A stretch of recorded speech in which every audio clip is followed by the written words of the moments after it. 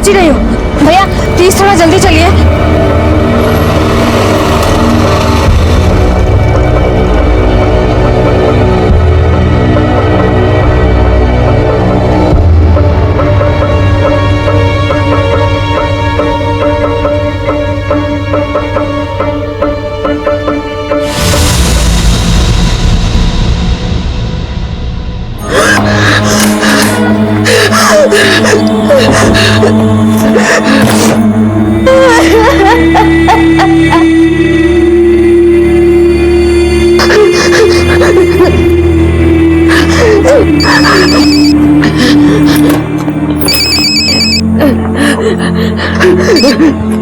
Hello, आप ठीक तो है ना? हाँ, मैं खैरियत से पहुंच गया हूँ।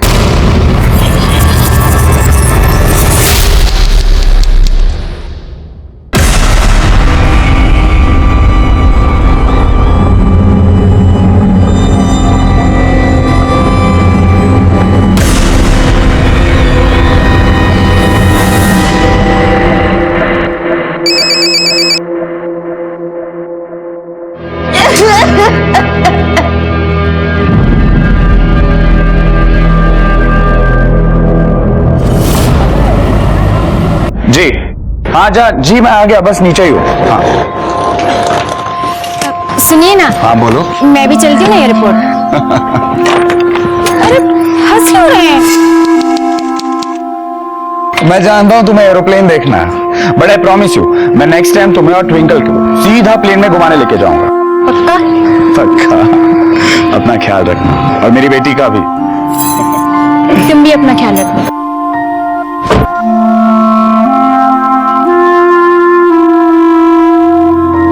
विंडो वाली सीट मिली कि नहीं? हाँ बाबा।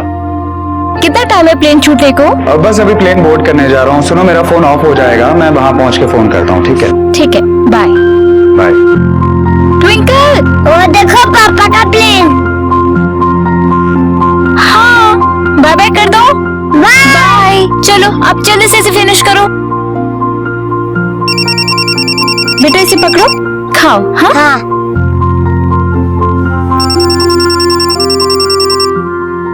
Hello mister Sunil Sharma? जी बोल रही हूँ। देखिए आपके पति मिस्टर सुनील शर्मा ड्रग्स लेकर जा रहे थे, उन्हें कस्टम वालों ने पकड़ लिया है। क्या? नहीं सर, आपको कोई गलतफहमी हुई होगी। वो ऐसा काम कर ही नहीं सकते, वो शायद किसी और का होगा। कम से कम 15 साल के लिए जेल में जाएगा वो। सर देखिए, मेरी एक बेटी है, छोटी है वो भी। अगर उन्हें कुछ हो गया तो पूरा परिवार बिखर जाएगा। सर प्लीज कुछ करिए ना आप। देखते हैं कुछ खिला पिला के बात बनती है तो। आप एक काम करिए, आपके पास जितना भी कैश और ज्वेलरी है सब लेकर आइए। कह नहीं सकते कितना लगेगा, बहुत बड़े कस्टम के साहब हैं। ठीक है सर, मैं लाती हूँ। आप जल्दी से एयरपोर्ट आ जाइए। और हाँ, इस बात का किसी को पता न चले। अगर बात खुल गई तो फिर रफा दफा करना बहुत मुश्किल हो जाएगा और साहब भी गुस्सा हो जाएंगे। नहीं सर, मैं किसी को कुछ नहीं बताऊंगी।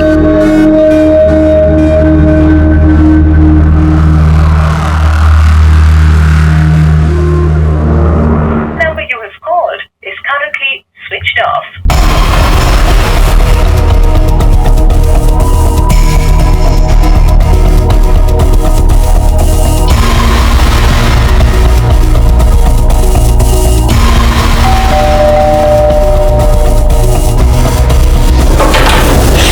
फरीदा, तुम टिंकल को अपने पास रख लोगे थोड़ी देर के लिए? मुझे बाहर जाना है। हाँ, क्या हुआ, इतनी घबराई क्यों है? नहीं कुछ नहीं, बस ऐसे ही। बेटा शैतानी मत करना। हाँ, आपकी मम्मा तुरंत आ जाएगी। ठीक है? बाय मम्मा। बाय।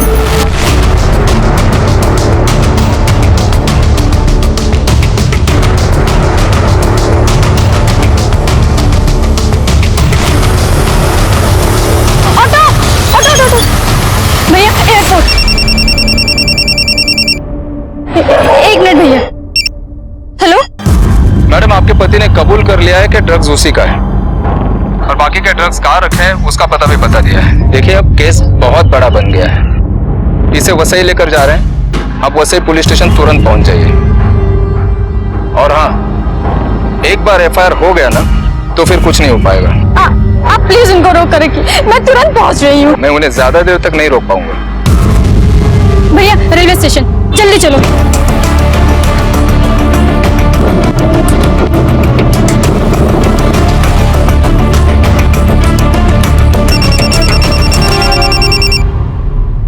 हेलो मैडम कहाँ पहुंचे आप? मैं बस ही पहुंच गई हूँ, मैं बस पहुंच रही हूँ पुलिस स्टेशन थोड़ी देर में। आप ऐसा करिए, वृंदावन कोऑपरेटिव सोसाइटी में आ जाइए, आगे मार्केट के पास ही है। वृंदावन? अब ये सब बातें पुलिस स्टेशन में तो नहीं हो सकती ना। जी मैं भी पहुंचती हूँ। भैया मार्केट के पास ले चलो। बस बस भैया ये होगा। अरे वो मैडम रुकिए रुकिए, कहाँ जा रही हैं आप? वॉचमैन। जय। सर ये ले लीजिए, अब मेरे पति को। ये आप उन्हीं को दीजिए, मैं सिर्फ इतनी मदद कर सकता था आपकी, बाकी बात आपको उनसे ही करनी पड़ेगी। साहब ऊपर 302 में है। सुनिए बोलिए। साहब बड़े गुस्से वाले हैं, ध्यान में रखना। आप मना तो लेंगी ना उन्हें?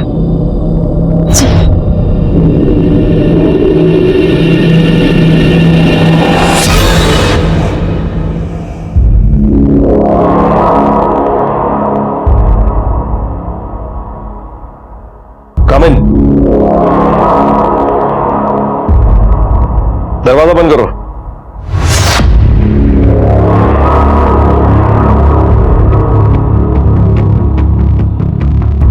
सर मैं रीमा शर्मा, मिस्टर सुनील शर्मा की बीवी। सर मेरे पति ने कुछ नहीं किया। ये क्या लगा क्या रखा है तुम लोगों ने? समाज को दिखाने के लिए फैमिली बना ली और ड्रग्स का धंधा करके दूसरों की फैमिली को बर्बाद कर रहे हो।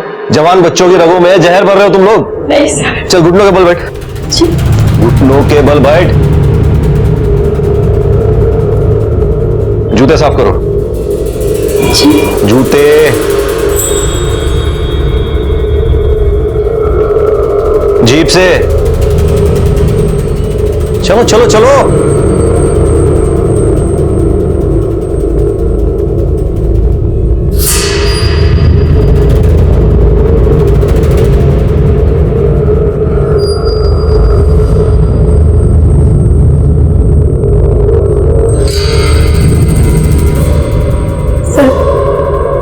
आपने जो कहा मैंने किया, अब मेरे पति को छोड़ दीजिए। ये सही है, पति ड्रग्स खिलाता है और बीवी पैसे। ये देख मेरा घर है, तुझे क्या मैं पैसे खाने वाला ऑफिसर लगता हूं? अरे मुझे पैसे से खुशी नहीं मिलती है, किसी और चीज से मिलती है। अपने पति को छुड़ाना चाहती है ना, तो मुझे खुश करना। क्या कर रहे हैं सर? अरे मुझे लगा तुझे अपने पति से प्यार है। ठीक है जाने दे, सड़ने दे उसे जेल में। क्या मन बदल जाए तो आ जाना कमरे में। Sir sir sir.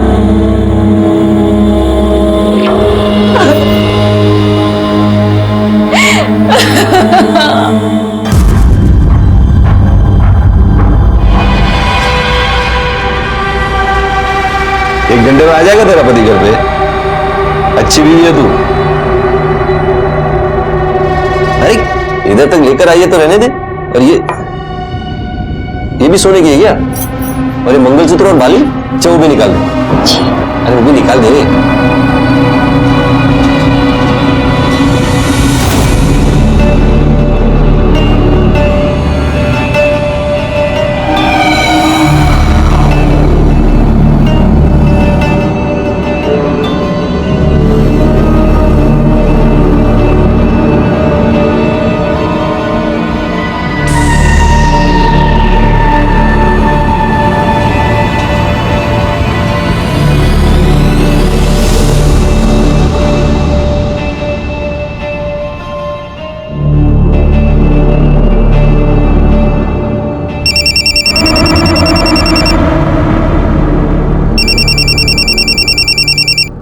Sunil, hello, आप कहाँ हैं? आप ठीक तो है ना? हाँ बस एकदम ठीक हूँ, थोड़ा थक गया हूँ, बस फ्लाइट में इतनी देर बैठा रहा इसलिए। फ्लाइट में? कहाँ हैं आप अभी? मलेशिया। बस अभी जस्ट कैब में बैठा, अब होटल जाऊंगा। हेलो रीना, रीना क्या हो गया? देखिए, आपके पति मिस्टर सुनील शर्मा ड्रग्स लेकर जा रहे थे, उन्हें कस्टम वालों ने पकड़ लिया है।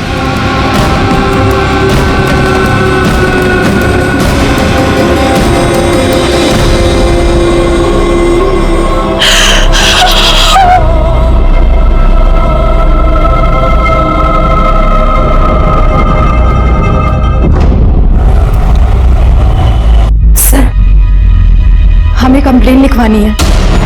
क्या हुआ? सर, वो हमारा रेप हुआ है। किसने की? सर, पुलिस वाले ने और कस्टम वाले ने।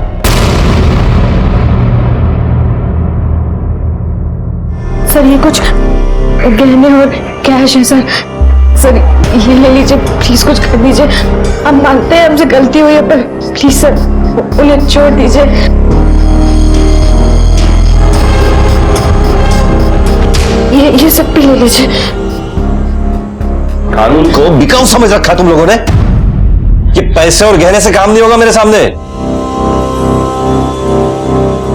तू कुछ और कर सकती है। दुपट्टा हटा, दुपट्टा हटा।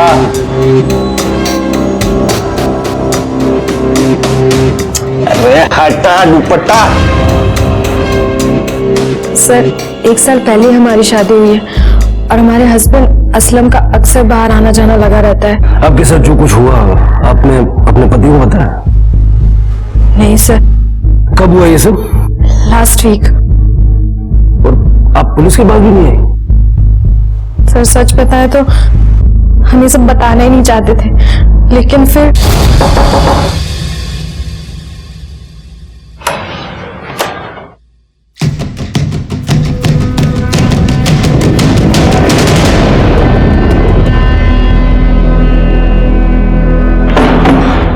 आपने हमसे झूठ बोला।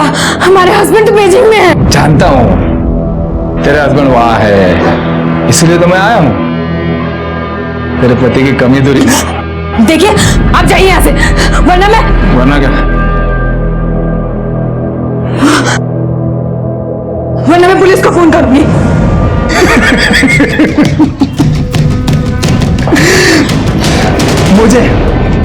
मुझे पुलिस की धमकी दे रही है तू? लगा फोन, बुला पुलिस को। वहां थाने में कुलकर्णी साहब होंगे, सीनियर ऑफिसर है वहां के, उनको बोल कृष्णकांत देसाई आया है। लगा फोन? ला दे, मैं लगाता हूं। दे, सीधे उनके पर्सनल फोन पे लगा।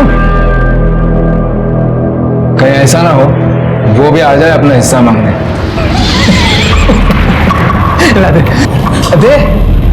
देखिए, आप जाइए यहाँ से, वरना मैं चिल्लाऊंगी, पूरी सोसाइटी को इकट्ठा कर दूंगी। अब तो बुलाना सोसाइटी को, चिल्लाना। और सोसाइटी भी तेरा सारा तमाशा देखेगी। वैसे बिना कपड़ों के बहुत खूबसूरत दिखती है रे तू।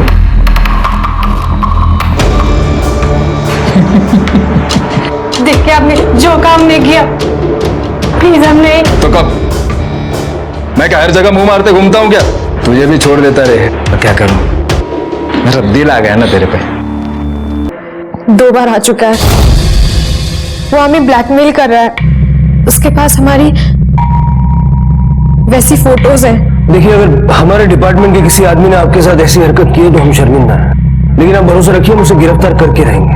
उन दोनों के नाम बताइए आप। सर, वो कस्टम वाले का नाम SN देशमुख और पुलिस वाले का नाम है कृष्णकांत देसाई।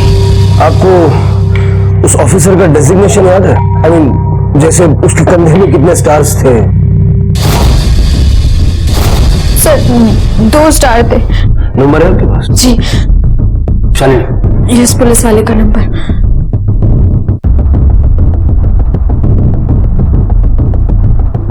सर, नंबर बंद है। नंबर से एड्रेस का पता करो। सर,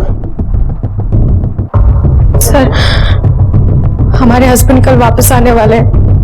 हमें तो समझ नहीं आ रहा क्या करें अब। देखिए, जो कुछ हुआ है आप उनको बता दीजिए। इसमें आपकी कोई गलती नहीं है। जिसकी गलती है उसको हम छोड़ेंगे। पहली बार आपको कहाँ बुलाया था हम लोगों ने? Sir, Vrindavan society, Vasai.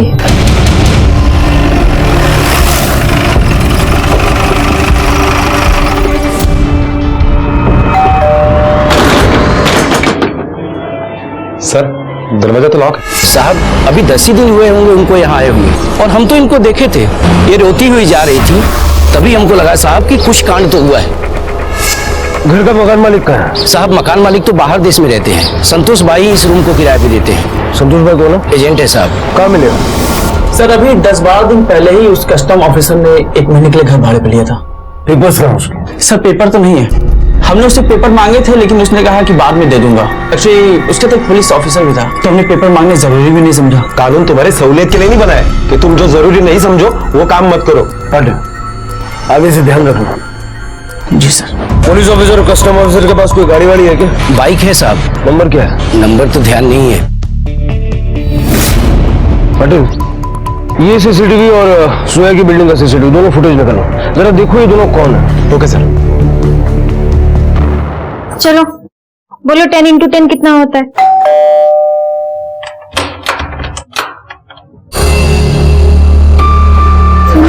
हाँ, मेरा असाइनमेंट जल्दी खत्म हो गया तो मैं जल्दी वापस आ गया। अरे क्या हुआ रीना? 4 दिन में बाहर क्या चला गया, तुम्हारा हाल तो देखो। और मेरे बच्चा का क्या हाल है? ट्विंकल, आजा मेरा मुन्ना, तुम्हारे लिए मैं बहुत बड़ा सरप्राइज लाया हूं। चलो चलो चलो।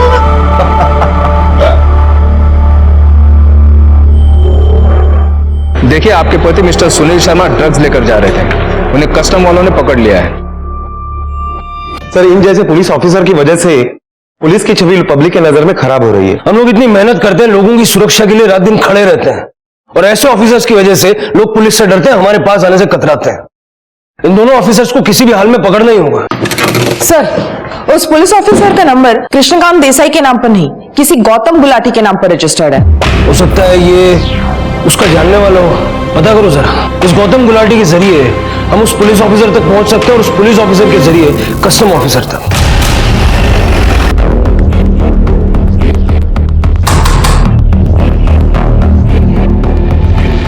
गौतम गुलाटी। जी नहीं, गौतम गुलाटी कहिए, क्या बात है? ये नंबर आपका है? जी नहीं, ये नंबर मेरा नहीं है।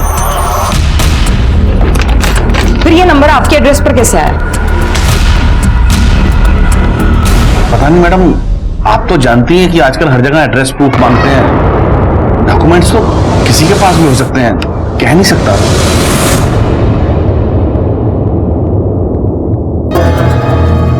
पॉज करो, पॉज करो, थोड़ा जूम करो। चेहरा कहीं भी साफ नजर नहीं आ रहा। इसने थ्रू आउट सनग्लासेस और कैप पहने हुए हैं। ये कैमरे का प्लेसमेंट भी ऐसी जगह है जहां से बाइक का नंबर नजर नहीं आ रहा। सर कृष्णकांत ने गौतम गुलाटी के नाम पर वो नंबर लिया, लेकिन गौतम गुलाटी इसके बारे में कुछ नहीं जानता। लेकिन सर कृष्णकांत जैसे ऑफिसर ने गौतम गुलाटी के नाम पर यह नंबर क्यों लिया होगा? ताकि वो अपनी काली करतूतों को अंजाम दे सके। पता करो ये सिम कौन सी दुकान से खरीदा गया। Okay sir.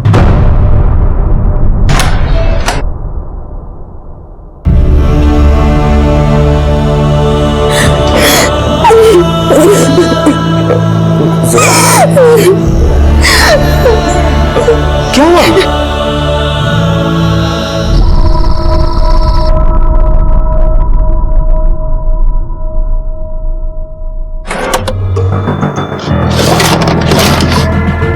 रीना, हाँ अब यहाँ पे ये ड्रॉ पे मैंने 20,000 रुपए रखे थे, तुमने कहीं और रख दिए क्या?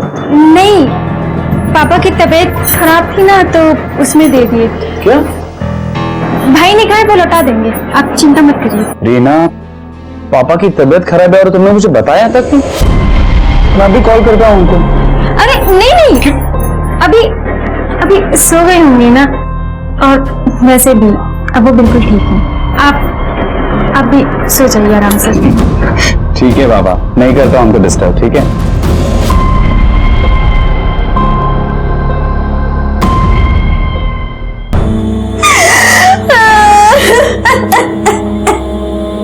जोया, तुमने मुझे पहले सब कुछ क्यों नहीं बताया? हम बहुत डर गए थे। जब तुमने कुछ गलत किया ही नहीं तो किसी से डरने की क्या जरूरत थी? तुम चलो मेरे साथ, हम पुलिस को सब बता देंगे। नहीं, हमने ऑलरेडी कंप्लेन कर दी है। उसके पास हमारी वैसी फोटोज है। जोया मेरी बात सुनो, मैं होगा तुम्हारे साथ, कुछ नहीं होगा।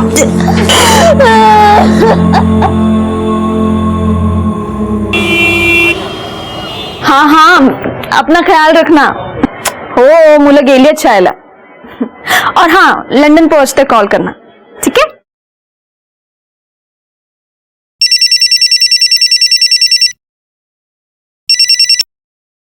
हेलो,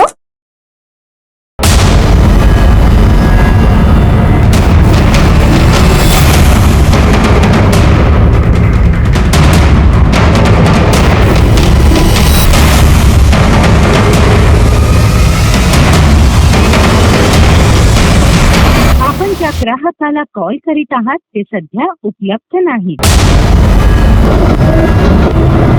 साहेब माझ्या नवऱ्याने नाही केलं, मी खरं सांगते, वो ऐसा नहीं कर सकते सर।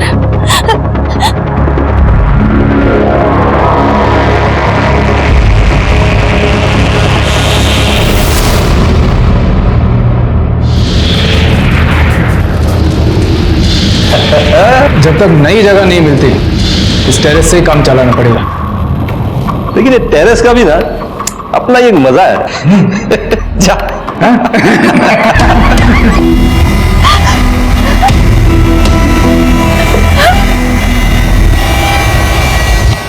सर प्लीज, सर मैं कई दिनों से देख रहा हूँ कि जोया बहुत तकलीफ में है और मुझे यकीन नहीं हो रहा है कि कस्टम वाले और पुलिस वाले इतनी घटिया हरकत कर सकते हैं।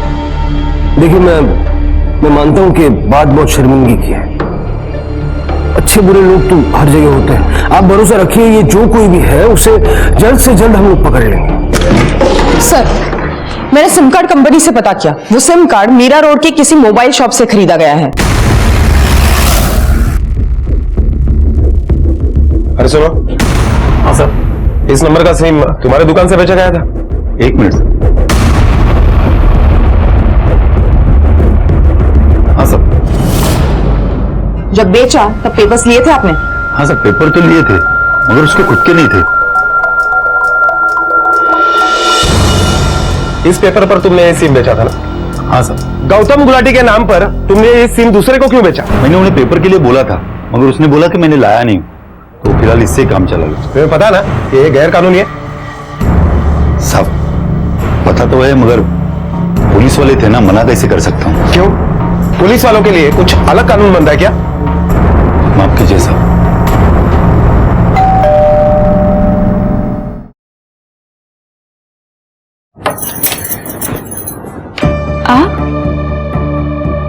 जल्दी आ गया। आप बैठी, मैं पानी लेके आती हूँ। तुम्हारे भाई से बात हुई मेरी, उसने तो कहा कि तुम्हारे पापा को कुछ नहीं हुआ है और ना ही उसने तुमसे कोई पैसे लिए हैं। झूठ क्यों बोला तुमने मुझसे? मेरी एक सहेली को चाहिए थे, उसे दिए मैंने।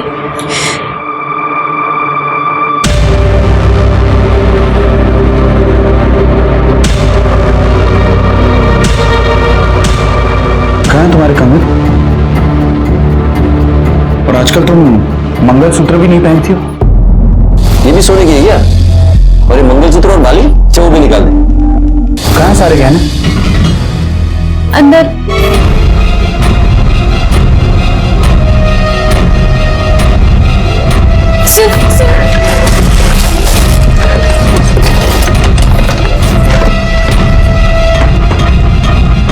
कहाँ सारे गहने? जवाब दो। मुझे माफ कर दीजिए, मुझे माफ कर दीजिए। उस पुलिस ऑफिसर ने सिम कार्ड किसी दूसरे के नाम से खरीदा। हाँ सर, और सीसीटीवी फुटेज में भी कुछ क्लियर नहीं दिखाई दे रहा है।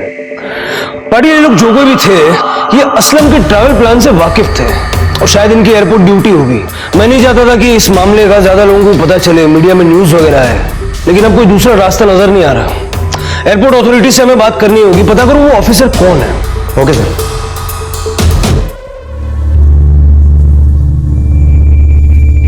माँ तुम यहाँ पे आ जाओ ना प्लीज। क्या हुआ मम्मा, आप लोग क्यों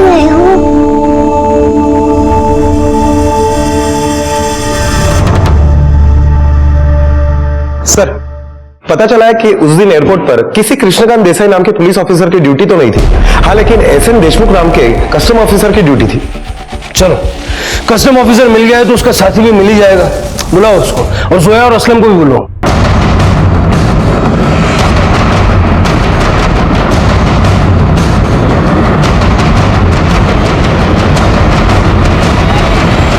सर, एसएन देशमुख।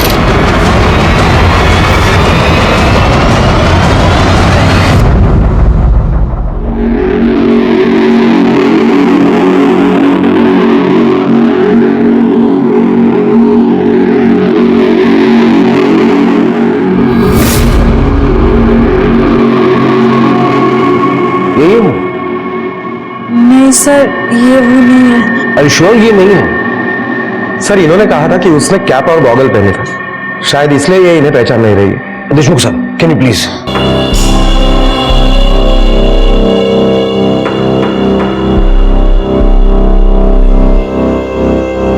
अब कोशिश करो।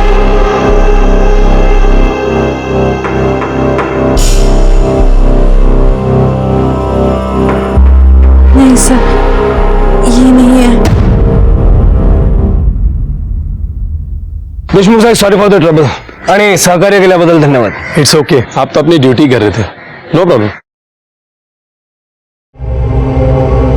जोया जी, ऐसे पता कर पाना तो बहुत मुश्किल है। अगर हम मान लें कि एयरपोर्ट ड्यूटी पर कोई कस्टम ऑफिसर था जिसे असलम के ट्रैवल प्लान के बारे में पता था, तो तब भी हम सबको तो यहाँ ला करके खड़ा नहीं कर सकते। It's not possible. आपको उन दोनों की स्केच बनवाने होंगे। सर, हम श्योर तो नहीं है, पर हम अपनी पूरी कोशिश करेंगे। अरे मुंह में दही जमा के बैठी हो क्या? बताती क्यों नहीं? कहाँ गए पैसे और गहने? किस यार पे लुटा के आई है तू? किसी यार ने लालच दिया होगा कि साथ में ले जाएगा, और इसीलिए तेरे जाने के बाद सारे पैसे और गहने लेकर निकल गई घर से। अब लेकर भाग गया होगा वो सब पैसे और गहने, तो आ गई टका सब लेके। अभी इसके बाप को फोन लगाती हूँ।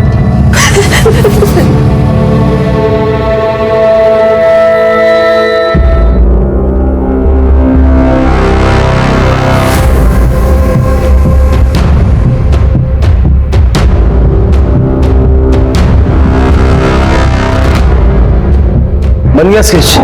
हाँ सर, सर को स्केच दिखा।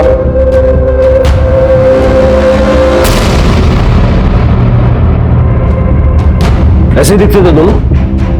सर, हम एकदम श्योर नहीं है, पर ऐसे ही कुछ थे। सर, एक्चुअली बात यह है कि ये कुछ ठीक तरह से बता नहीं पा रही है। उन दोनों का चेहरा हमारी जहन में है, पर हम बता नहीं पा रहे हैं सर। सॉरी। ठीक है, कोई बात नहीं, आप लोग जाइए, देखते हैं हम लोग को। पाटिल, सोसाइटी के गार्ड को बुला लो। साहब, एकदम से तो नहीं, लेकिन थोड़ा थोड़ा ऐसे ही दिखते थे। नाक थोड़ी सी लंबी थी, लेकिन साहब पक्का नहीं कह सकता मैं। इतनी बार देखा है फिर भी पक्का नहीं बता सकते? साहब, पुलिस वाले की आंखों में आंखें डालकर किसकी हिम्मत हो सकती है देखने की? किसी बात को लेकर हमारे पीछे पड़ जाते तो। वैसे साहब, मैंने जितनी बार इन्हें देखा है ना, ऐसे ही टोपी और चश्मे में देखा है। पाटिल, ऐसे पता कर पाना मुश्किल होगा। अब तो जितने भी पुलिस ऑफिसर और कस्टम ऑफिसर्स हैं, सबकी फोटो से मिलाना होगा। रैंक के अकॉर्डिंग मिला के देखो। सर, इतने सारे पुलिस ऑफिसर है, इतने सारे कस्टम ऑफिसर है, कैसे पता चलेगा? पाटिल, पता तो करना होगा। हो सकता है कि ऑफिसर्स फेक नाम यूज कर रहे हैं। उस फ्लैट से फिंगरप्रिंट्स कलेक्ट करो और दोनों डिपार्टमेंट के लोगों से चेक करके देखो। Okay sir.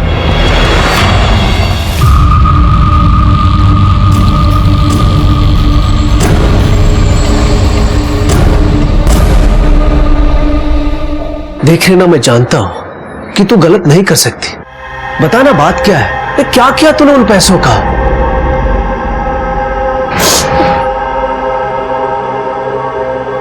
देख लिया आपने, कुछ बोलने को तैयार ही नहीं है ये। आप तो एक मेहरबानी करिए हम पर, इसे यहां से ले जाइए। अब ये यहां नहीं रह सकती। शादी के बाद मैंने अपनी बेटी को अपने घर से विदा कर दिया था।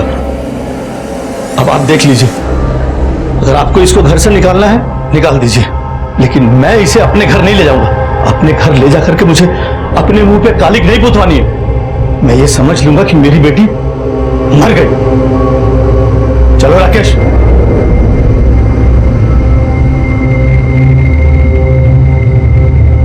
तू कहाँ चली? हाँ, कोई जरूरत नहीं जाने की।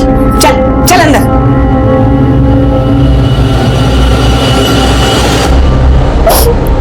सर वो स्केचेस हमने सारे ऑफिसर्स के साथ मिला के देखे, लेकिन कुछ क्लियर नहीं है। पता नहीं कि ये ऑफिसर कौन है जिन्होंने ये फिंगरप्रिंट्स का कुछ पता चला? सर अभी बहुत स्कैनिंग बाकी है, थोड़ा टाइम लगेगा।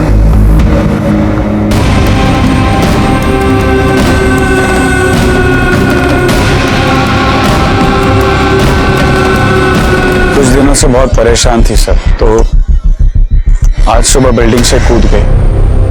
परेशान थी? क्यों? सर इसका किसी के साथ कुछ चल रहा था और घर से गहने पैसे सब गायब है सर। हम तो पूछ पूछ के थक गए साहब कि कौन है, क्या किया पैसे का, लेकिन कुछ नहीं बताया इसने। ये मेरे बेटे को धोखा दे रही थी, जब पोल खुल गई तो कूद गई, करती क्या? चल बॉडी लैब पोस्टमार्टम में बैठो। Okay sir. ऊपर सीसीटीवी है? जी हाँ साहब है। सर ये एक सुसाइड केस है, रीना शर्मा नाम है इसका। इसके पति सुनील शर्मा और इसकी सास का कहना है कि इसका बाहर अफेयर था। उस आदमी को यह घर से पैसे वगैरह चुरा कर देती थी और जिस दिन पकड़ी गई उस दिन इसने सुसाइड किया। सर ये देखिए, ये उस टेरेस का सीसीटीवी फुटेज है, इसमें साफ दिखाई दे रहा है कि रीना ने सुसाइड किया। ठीक है सर, फ्लैट में हमें जो फिंगरप्रिंट्स मिले उससे मैंने सारे पुलिस ऑफिसर और कस्टम ऑफिसर के फिंगरप्रिंट्स मैच करवाए, लेकिन किसी से भी इनके फिंगरप्रिंट्स मैच नहीं हो रहे। सिम कार्ड नकली, नाम नकली, न किसी से फिंगरप्रिंट्स मैच हो रहे हैं न चेहरे। पाटिल ये मामला इंपर्सोनेशन का हो सकता है। हो सकता है सर। सर अगर ये लोग नकली है तो आखिर हमें पता कैसे चलेगा कि ये लोग है कौन? और ये लोग तो खुलेआम वर्दी पहन के घूम रहे हैं। पाटिल जरा पता करो, ये फिल्म और सीरियल वालों को ये यूनिफॉर्म्स भाड़े पर कहां से मिलते हैं? हो सकता है वहां से कोई लीड मिले। Okay sir.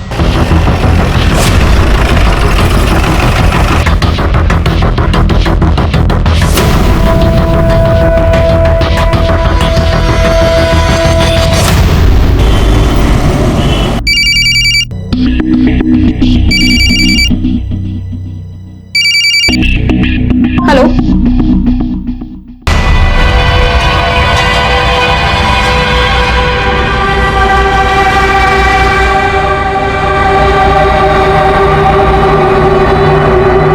बिल्कुल ऐसा तो नहीं, लेकिन ऐसे दिखने वाला एक आदमी यहाँ पे आता है और हमेशा पुलिस वाले का और कस्टम वाले का एड्रेस भाड़े पे लेके जाता है। कौन है वो? नाम क्या है उसका? एड्रेस है? एक मिनट। हाँ, गगन नाम है उसका, लेकिन एड्रेस तो पता नहीं, लेकिन मोबाइल नंबर है।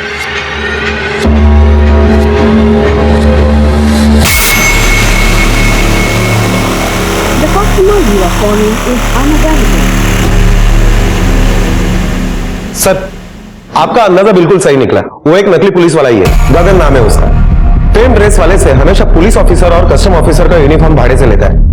सर उसका नंबर भी मिला है हमें, फिलहाल तो स्विच ऑफ है, लेकिन उसके नंबर से हमने उसका एड्रेस निकलवाया है। उसका नंबर सर्विस पे डालो, पता करो जैसे ही ऑन होता है। चलो उसके घर चलना।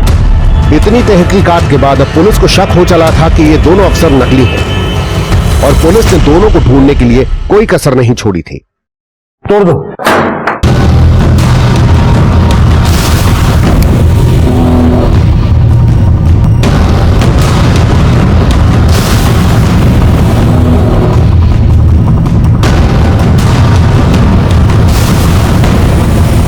सर ये देखिए, एक लिस्ट मिली है जिसमें कुछ नाम लिखे हैं और नाम के आगे डेट्स लिखी हुई है। ये देखो, असलम 2 अगस्त को असलम बीजिंग जाने वाला था। ये सारी बैक डेट्स हैं। हो ना हो इन तारीखों पे ये लोग कहीं बाहर ट्रैवल करने वाले थे और ये गगन और उसका पार्टनर मिलके उनको या उनके परिवार वालों को किसी मुश्किल में डालने की प्लानिंग में। सर लेकिन ये नहीं समझ में आ रहा है कि गगन के पास ये इंफॉर्मेशन आई कहां से? मुझे बस इतना पता है कि टेम्पल रोड पे जो मार्केट है वहाँ पे एक शरद रियल एस्टेट एजेंसी है, वही काम करता है। देखा है मैंने उसे 1-2 बार वहाँ पे।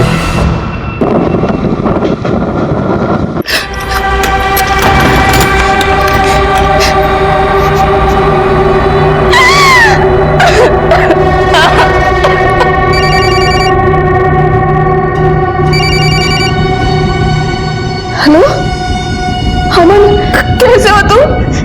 कहाँ हो? इन लोगों ने तुम्हारे साथ कुछ किया तो नहीं ना? हेलो हेलो,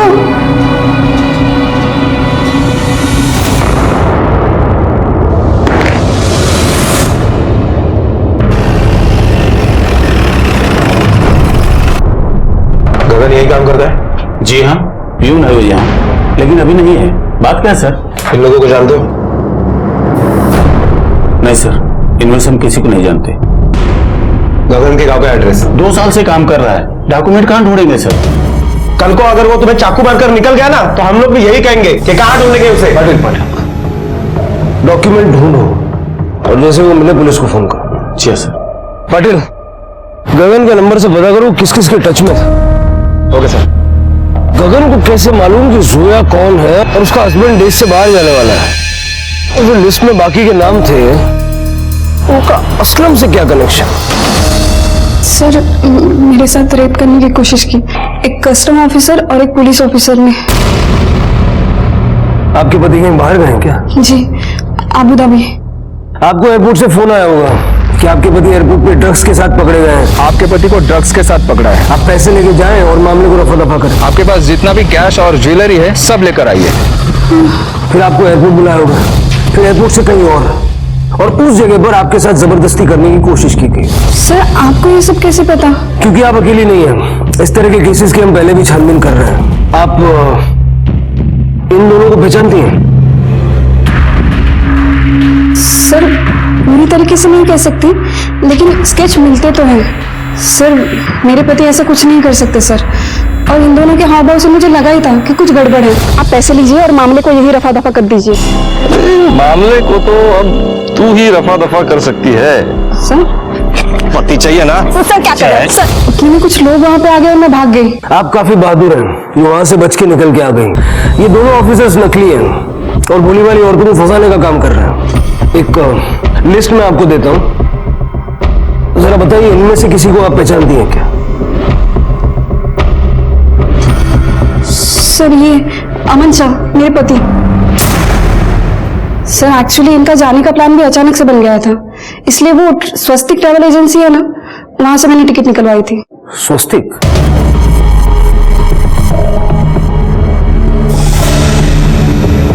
जोया जी, आपके पति की टिकट कौन सी एजेंसी से करवाई थी? स्वस्तिक ट्रैवल एजेंसी।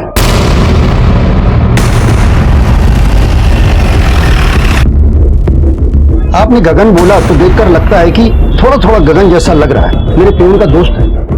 मैं आपको एक लिस्ट देता हूँ, जरा पढ़ के बताइए आप किसी को जानते हैं क्या? हाँ, इन सबकी टिकट तो मैंने ही बनाई है। पियून का? जी सर, मैं गगन को जानता हूँ, वो मेरे गांव का ही है, अक्सर यहाँ आता है। यहाँ आके गगन तुम्हारे पेपर से छेड़छाड़ कर रहा था, तुम क्या बैठ के देख रहे थे? साहब मेरे सामने तो उसने कभी कुछ नहीं किया। हाँ, अगर मुझे आसपास कहीं जाना होता है और सर ऑफिस पे नहीं होते तो उसके भरोसे पे छोड़ के चला जाता हूँ साहब। लिस्ट में जितने लोगों के नाम है मुझे सबके एड्रेसेस चाहिए। गगन के गांव का एड्रेस लिखो। चलो। जी साहब।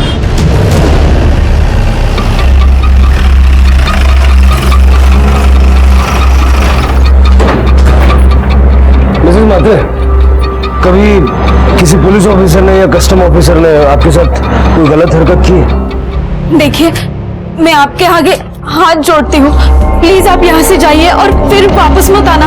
मेरे साथ कुछ गलत नहीं हुआ। सॉरी। सर ये तो बोल रही है कि इसके साथ कुछ नहीं हुआ है। हुआ तो है लेकिन बता नहीं रही। रहने तो कोई फायदा नहीं, हमारे जाने से तो ये बोलेगी नहीं।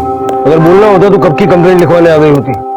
प्रीति और जोया का बयान उन दरिंदों को जेल पहुंचाने के लिए काफी है। सर अब मुझे और एक बात खटक रही है। ये देखिए, इस एड्रेस लिस्ट में एस रस्तोगी का भी नाम है। ये वही एड्रेस है जहां पर वो रीना शर्मा ने सुसाइड किया था। देखिए आप समझते क्यों नहीं है, हमें नहीं चाहिए रीना की लाश। आप एक काम कीजिए, आप उसके बाप को फोन कीजिए और उसको बोलिए कि उसकी लाश का क्रियाक्रम कर दे, और अगर उसका बाप मना कर दे तो उसकी लाश को लावारिस समझ के जला दीजिए।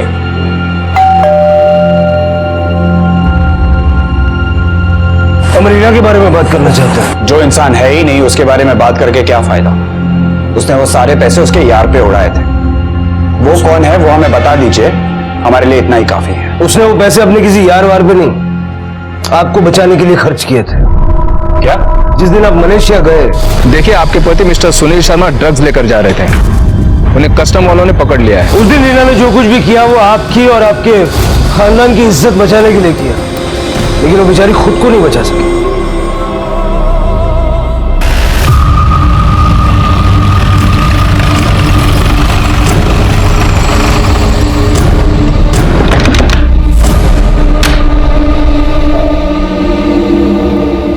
जी गगन का?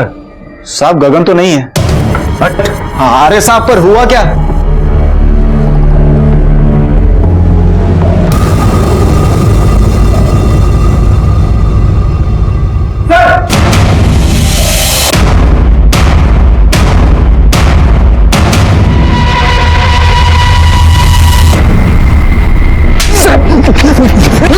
अरे जल्दी बता, बहुत गुस्से वाला ऑफिसर है ये, बहुत मारेगा। अरे क्या बताऊं साहब, मेरे को कुछ नहीं मालूम है। ऐसे नहीं समझेगा ये, देख ले पाटे।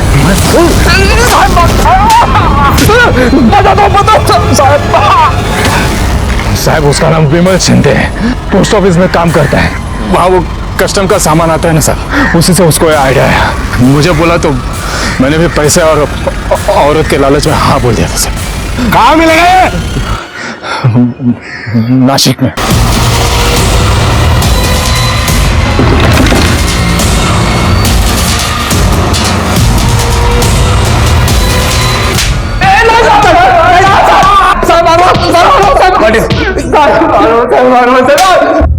औरतों के नंबर कहां से मिलते थे?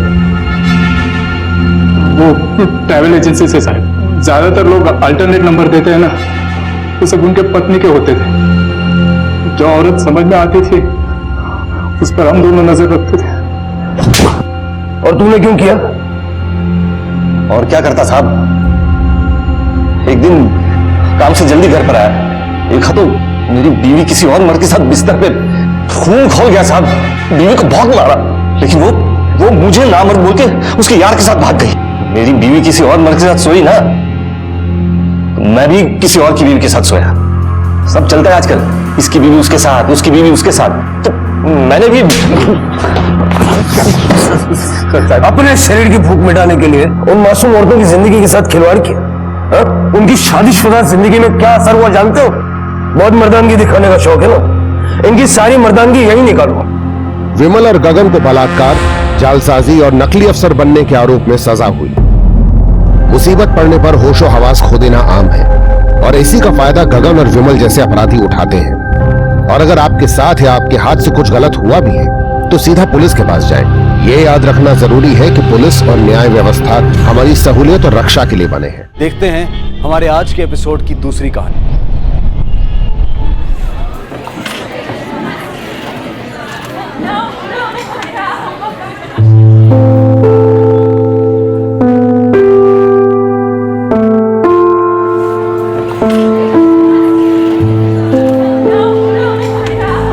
इसको देखकर ऐसा नहीं लग रहा जैसे चंदन के पेट पर सांप लटक रहा हो?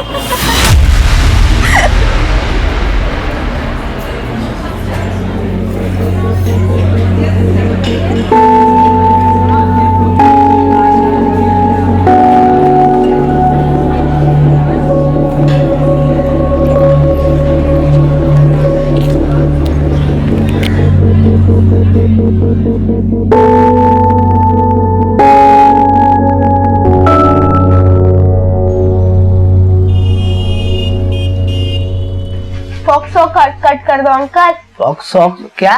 कौन सा कट? फोक्सो कट। देखो बेटा, तुम्हारी मम्मी बोल के गई है कि एकदम छोटा छोटा बाल करना है। अरे अंकल, फोक्सो कट में एकदम बारीक बाल होता है, लेकिन स्टाइल में होता है। स्टाइल वाला कट करना है ना, तो पहले अपनी मम्मी से बुलवाओ। अरे अंकल कर दो ना, कुछ नहीं होगा। इस बार तुम्हारी बात नहीं सुनेंगे, हम अपने हिसाब से काटेंगे, बिल्कुल छोटे छोटे।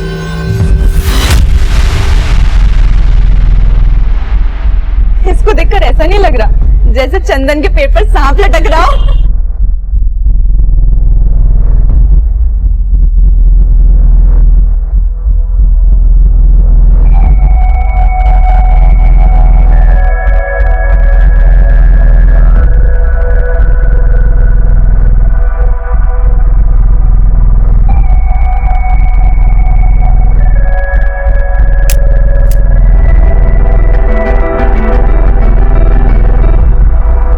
आपका स्टेटस देखा हमने, एकदम आलिया भट्ट एक्ट्रेस दिख रही थी। तारीफ के लिए शुक्रिया, लेकिन तुम तो बोल रहे थे अपने नए हेयर स्टाइल के साथ तुम भी स्टेटस चेंज करने वाले हो। तो हमने सोचा हेयर स्टाइल नहीं चेंज करेंगे, लेकिन स्टेटस जरूर चेंज करेंगे।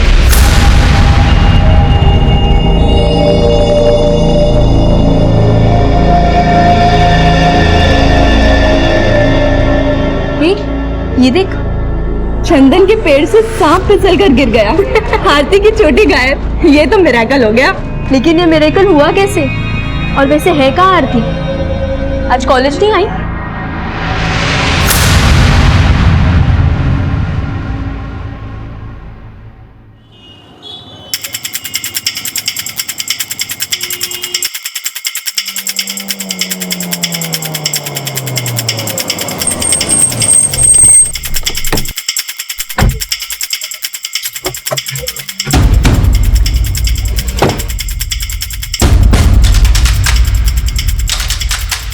इस बिल्डिंग का काम काफी दिनों से बंद है सर। हम यहाँ समय समय पर राउंड लगाते रहते हैं और हर चीज को चेक करते हैं।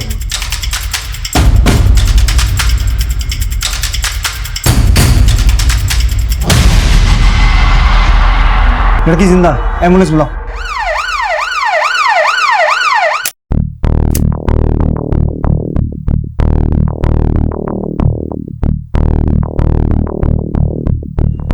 लेकिन खून काफी बहा हुआ है, शायद किसी और चीज का भी इस्तेमाल हुआ है। आसपास का पूरा एरिया स्कैन करो, शायद कोई और वेपन मिले। और लोगों से पूछताछ करो, कोई इसे जानता है क्या? Okay sir.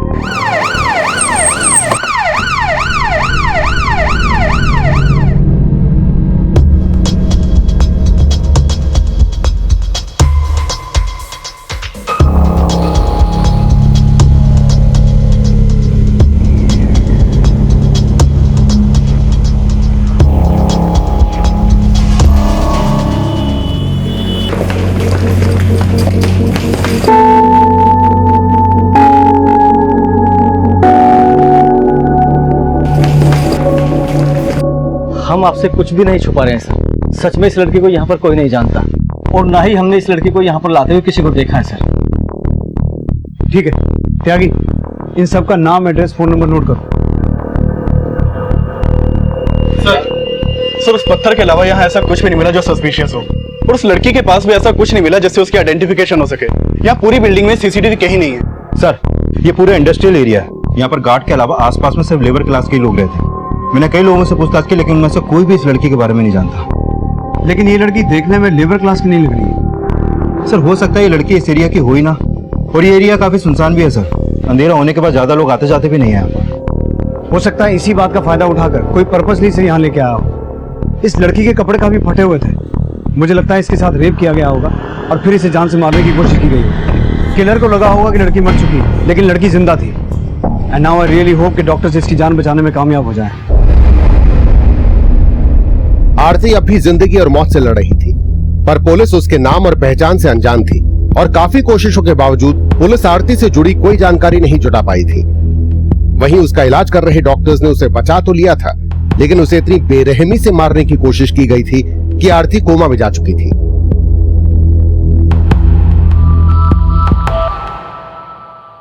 लड़के की बॉडी में मल्टीपल वाउंड्स है और सर तो बहुत बुरी तरह से कुचला गया है। कोई भी उसको देखता तो वो मरा हुआ मान लेता, लेकिन आई मस्ट से कि नॉट ओनली गॉड सेव्ड हर, बल्कि आप लोगों के एफर्ट्स ने भी उसको बचाया कि वो जिंदगी अभी तक लड़ रही है।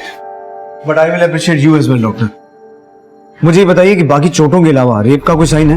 नहीं, रेप का कोई साइन नहीं है, लेकिन सेक्सुअली एक्टिव थी वो और उसकी उम्र कोई 18 से 20 साल। तो ये लड़की कोमा से बाहर कब तक आ पाएगी? ऐसे केसेस में कहना मुश्किल होता है। लेकिन हम अभी तक उसकी पहचान भी नहीं करवा पाए हैं, तो हम उसे गवर्नमेंट हॉस्पिटल में शिफ्ट करवा लें? नो, उसकी कंडीशन बड़ी क्रिटिकल है, it will be very riskier. लेकिन सर इस कंडीशन में हॉस्पिटल का खर्चा? देखिए उसके लिए हमें कोई ना कोई सॉल्यूशन निकालना पड़ेगा, but above all life is important. Thank you doctor, thanks for your cooperation. हमें नहीं लगा था कि हमारी दोस्ती इस तरह की हो जाएगी, लेकिन स्वीटी जरा बाहर आना। एक मिनट। आई माँ। अच्छा मैं तुमसे बाद में बात करती हूँ, ओके? जिनू बेटा। आया पापा।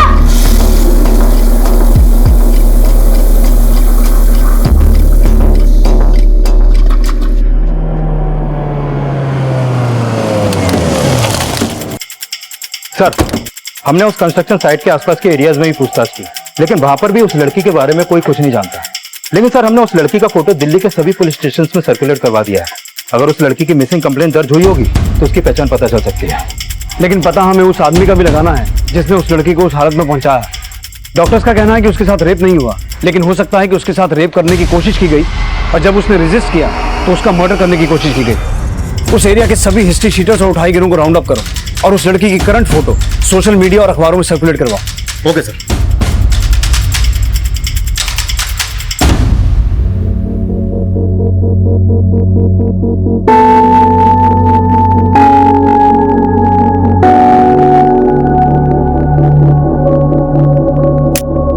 आरती की पहचान पता करने के लिए पुलिस हर संभव प्रयास कर रही थी, पर सोशल मीडिया और न्यूज की मदद लेने के बावजूद उसका कोई करीबी सामने नहीं आया था। दिल्ली के किसी भी पुलिस स्टेशन में उसकी मिसिंग कंप्लेंट नहीं फाइल हुई थी और दूसरे स्टेट्स की पुलिस से भी कोई क्लू नहीं मिल पाया था। एक तरफ पुलिस आरती की कोमा से बाहर आने का इंतजार कर रही थी, वहीं उसके गुनहगार का पता लगाने के लिए एरिया के हिस्ट्री शीटर्स और उठाईगिरों को राउंड अप किया जा रहा था। लेकिन आरती किसके अपराध का शिकार हुई होगी, ये अभी भी रहस्य बना हुआ था। 30 दिन गुजर चुके थे, पर उसकी पहचान का कोई स्रोत नजर नहीं आ रहा था और ये केस एक ब्लाइंड केस नजर आ रहा था। ये केस चाहे जितना भी ब्लाइंड हो, लेकिन उस लड़की के होश में आने की उम्मीद अभी भी कायम है। उस लड़की का बयान अब भी इस ब्लाइंड केस को रोशनी दे सकता है। जी डॉक्टर यादव, गुड न्यूज है सर। सर लड़की ने सेंसेस गेन करना शुरू कर दिया है, उसकी आई बॉल में मूवमेंट है और उसे आई कांटेक्ट मेंटेन करना शुरू कर दिया सर। हालांकि उसकी आंखों से अक्सर आंसू ही निकलते रहते हैं, लेकिन उसको पूरी तरह से सेंसेस में आने में थोड़ा सा वक्त लगेगा। लेकिन उसे बोलने में कितना वक्त लगेगा, क्योंकि हमारी इन्वेस्टिगेशन उसके बयान पे डिपेंडेंट है। सर कह नहीं सकता, हमें उसके लिए थोड़ा सा इंतजार करना पड़ेगा। ठीक है, थैंक यू डॉक्टर।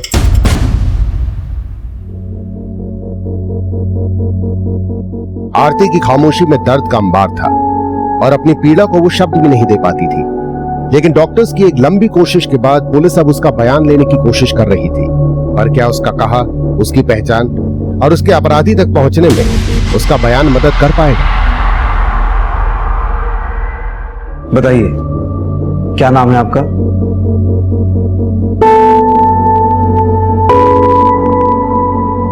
ये सिर्फ अपना नाम नहीं सब कुछ बताएंगे, लेकिन मुझे लगता है ये शायद किसी को मिस कर रही है। हो सकता है आप जिसे मिस कर रही हैं वो भी आपको मिस कर रहा हो। आप पापा मम्मी को याद कर रही हैं? बताइए। छोटू। कौन है छोटू? आपका भाई है? बेटवा है। छोटू आपका बेटा है? क्या उम्र होगी छोटू की? मेरे से इनको ठीक से याद नहीं है, हमें थोड़ी मदद करनी चाहिए। ठीक है, एक काम करते हैं, हम सब गेस करते हैं, आप बताना हमें से कौन सही है। डॉक्टर यादव, मुझे लगता है छोटू 1 साल का होगा, आपको क्या लगता है? मेरे ख्याल से 1.5 साल का भी हो सकता है। नहीं सर, छोटू 2 साल का भी हो सकता है या फिर 2.5 साल का। 10 साल। 10 साल? और छोटू आपका बेटा है?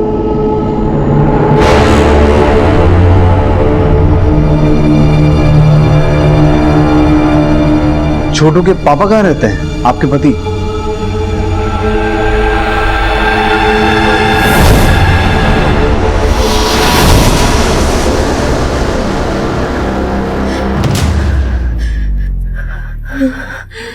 छोटू के पापा का क्या नाम है?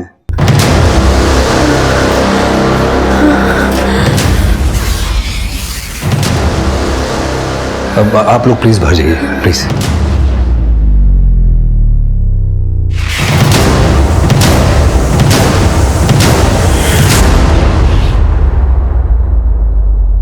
सर, इस लड़की की उम्र 18 या 20 साल से ज्यादा नहीं होगी और ये बोल रही है कि इसका एक 10 साल का बेटा है। How is it possible? हो सकता है उसके बेटे की उम्र 10 साल। Not possible. 10 साल का बच्चा नहीं, उसका कोई बच्चा हो ही नहीं सकता है। हमने मेडिकल एग्जामिनेशन किया उसका, बच्चा डिलीवर करने की बात बहुत दूर है, उसने आज तक कभी कंसीव ही नहीं की। तो फिर ये छोटू होगा कौन जिसे ये अपना 10 साल का बेटा बोल रही है? वो ट्रॉमा में है, वो वही बोल रही है जो उसके सबकॉन्शियस माइंड में चल रहा है। उसे अपना बोला सच लग रहा होगा, लेकिन फैक्ट यही है कि वो किसी भी बच्चे की मां नहीं है मेडिकली। लेकिन डॉक्टर, ऐसा भी तो हो सकता है कि वो जिस बच्चे की बात कर रही है ये उसकी सौतेली मां हो सकता है इसकी शादी किसी ऐसे आदमी से हुई हो जिसका पहले से ही 10 साल का बच्चा था और उसका नाम छोटू है। चीनू, चीनू, आए मम्मी। क्या रोज रोज का ड्रामा लगा रखा है ये तुमने? घंटों तक करते क्या रहते हो तुम बाथरूम में? अरे क्या हो गया, क्यों इतना चिल्ला रही हो तुम? आज चीनू फिर 1 घंटे से बाथरूम में घुस के बैठा हुआ है। हाँ तो तुमने मारा होगा उसे, इस डर से वो बाथरूम में घुस गया। हाँ, हम तो माँ है ही नहीं, हम तो जल्लाद है। अरे इतनी तरफदारी मत कीजिए उसकी, पानी सर के ऊपर से जा रहा है। चिनू आप 1 घंटे से बाथरूम में थे, क्या कर रहे थे? हमारे पेट में दर्द था। फिर झूठ बोल रहा है ये। हम झूठ नहीं बोल रहे हैं। अरे बेटा तो आपके पेट में दर्द था तो आपको मम्मी को बताना चाहिए था ना। बोला तो था, लेकिन ये फोन पे बात कर रहे थे। फिर उन्होंने गुस्से से कहा हमारा दिमाग मत खा, जाकर अपने पापा को बोल। दिख रहा है मुझे तुम कितनी अच्छी माँ हो। तो तुम कौन से अच्छे बाप हो? तुम्हारी वजह से तो बिगड़ रहा है ये। हमारी वजह से बिगड़ रहा है, हमारी वजह से बिगड़ रहा है, और अपने आप को माँ कहती हो तुम। किस्मत खराब है हम दोनों की जो तुमको झेलना पड़ रहा है। चलो सुनो, आइंदा इस पर हाथ मत उठाना तुम। इसे इतना सर पे चढ़ा के अच्छा नहीं कर रहे हो तुम, पछताओगे एक दिन।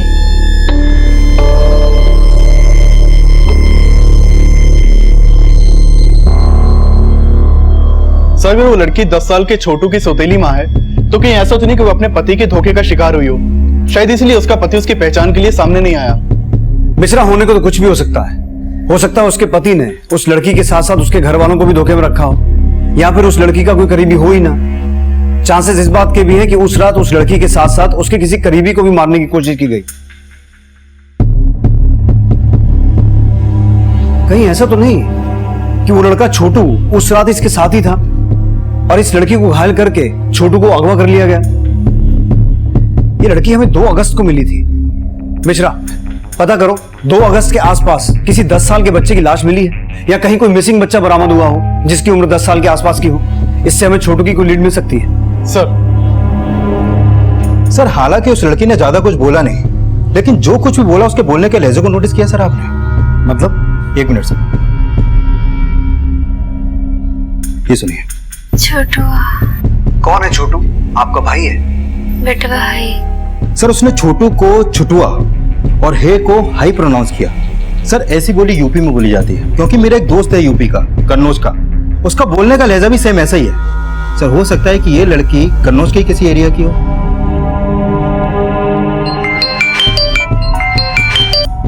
हेलो। हेलो कांचा दीदी, कैसे हो आप? Akanksha, sorry it's wrong number.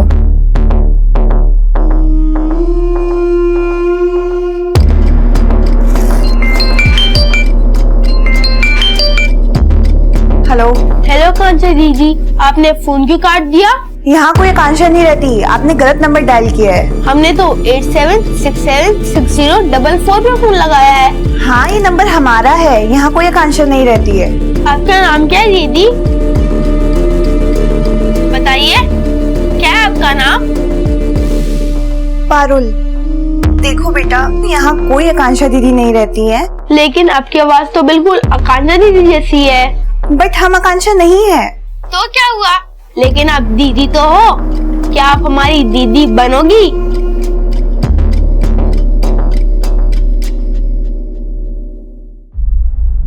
हम पक्का आपको आपके छोटू से मिलवाएंगे, लेकिन उसके लिए आपको याद करना पड़ेगा कि आप छोटू के साथ कहाँ रहती थी।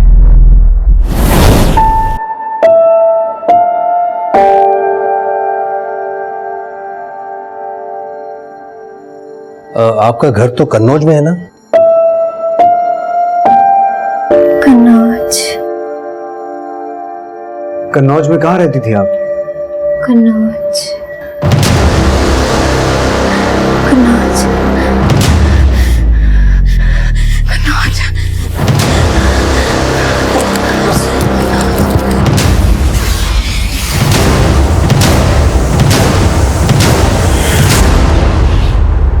आरती की पहचान पता करने के लिए पुलिस बारीक से बारीक सूचना को एक बड़े स्तर पर इन्वेस्टिगेट कर रही थी, लेकिन आरती वाकई किसी 10 वर्षीय छोटू की सौतेली मां होगी, इस रहस्य का कोई भी सिरा जुड़ता नजर नहीं आ रहा था। लेकिन ऐसा अनुमान लगाया जा रहा था कि उसका कन्नौज से कोई ना कोई कनेक्शन जरूर होगा। सर कन्नौज टेरिटरी में 3 तहसील है, छिबरामऊ, तिवागंज और मैन कन्नौज, और इन तीनों तहसील में कुल मिलाकर 257 गांव और कस्बे हैं और 9 थाना क्षेत्र हैं। सर मैंने सभी थानों में उस लड़की का फोटो सर्कुलेट करवा दिया था, लेकिन वहां पर उस लड़की से जुड़ी कोई भी मिसिंग कंप्लेंट दर्ज नहीं हुई है। लेकिन सर इस बात के भी पूरे चांसेस है कि शायद किसी ने जानबूझ के उस लड़की की मिसिंग कंप्लेंट फाइल नहीं करवाई हो। एक कोशिश और करके देखते हैं। उस लड़की के सामने इन 257 गांव और कस्बों का नाम लेकर एक बार फिर से पूछताछ करता है। हो सकता है उसे अपने गांव का नाम याद आ जाए। Right sir. आप यही सोच रही है ना कि आप घर कब जाएंगी, घर वालों से कब मिलेंगी, है ना? देखिए, आपके इंतजार का समय अब खत्म हो गया। हम एक ऐसी जादू की झड़ी घुमाएंगे कि आपको सब याद आ जाएगा। लेकिन आपको हमारी मदद करनी पड़ेगी, आपको याद करने की कोशिश करनी पड़ेगी। अकबरपुर में तुम्हारा घर है? मुस्तफा बाबाद, असह, 12 मुंह बंगेर, बारका गांव। पुलिस की ये कोशिश अंधेरे में तीर चलाने से कम नहीं थी, पर क्या ये कोशिश वाकई रंग लाने वाली थी? किशनगंज, गुरसाईगंज। गुरसाईगंज तुम्हारा गांव है, वही तुम्हारा घर है? गुरसाईगंज। सर, गुरुसाईगंज को वहां के लोकल लोग गुरुसाईगंज प्रोनाउंस करते हैं। अगर उसने इस नाम को रिकॉग्नाइज किया है तो हो सकता है वो लड़की गुरुसाईगंज गांव की हो। नहीं सर, वो गांव नहीं है। गुरुसाईगंज कन्नौज का एक बड़ा कस्बा है जो गुरुसाईगंज थाना क्षेत्र में आता है। अरविंद, गुरुसाईगंज चलने की तैयारी करो। Okay sir.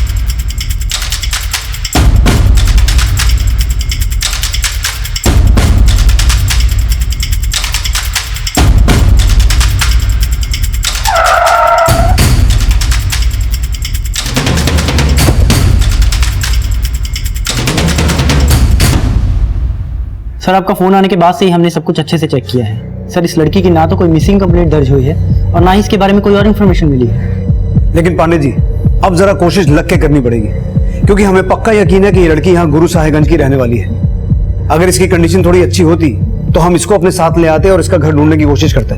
पर सर, आपको हमसे जो भी हेल्प चाहिए हम आपकी हेल्प करेंगे। पांडे जी, यहाँ तो इस लड़की के माँ बाप यहाँ के रहने वाले हैं, या हो सकता है इसका पति यहाँ का है। सर, ये शादीशुदा है? जी, और इसने एक बच्चे का नाम भी लिया है, छोटू। शायद ये उसकी सौतेली माँ है, क्योंकि छोटू की उम्र इसने 10 साल की बताई है। अब जाहिर सी बात है, इसके पति की उम्र इससे 15-20 साल ज्यादा तो होगी। और अगर इसके माँ बाप यहाँ के हैं तो इसने यहाँ के किसी स्कूल कॉलेज में पढ़ाई तो की होगी। ठीक है सर, हम दोनों ही पॉसिबिलिटीज पर काम करेंगे। शायद आप लोगों की तलाश यहाँ गुरुसाईगंज में खत्म हो जाए।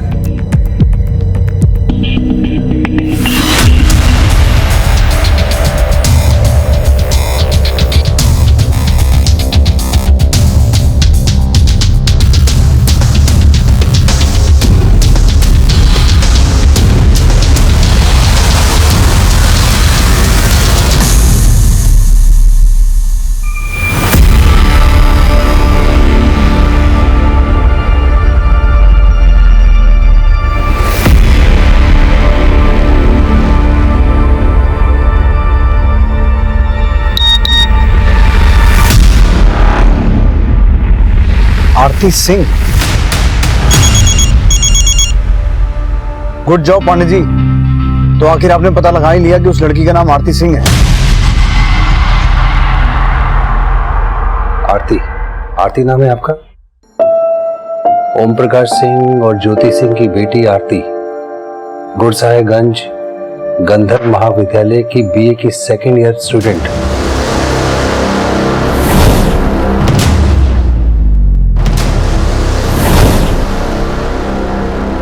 याद आ रहा है?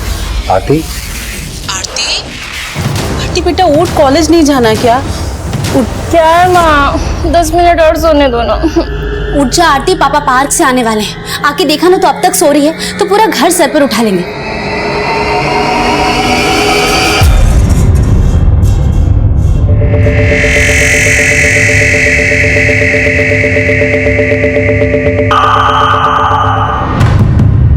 ज्योति, तुम्हारी पूजा अभी तक खत्म नहीं हुई? चलो चाय बना के लाओ।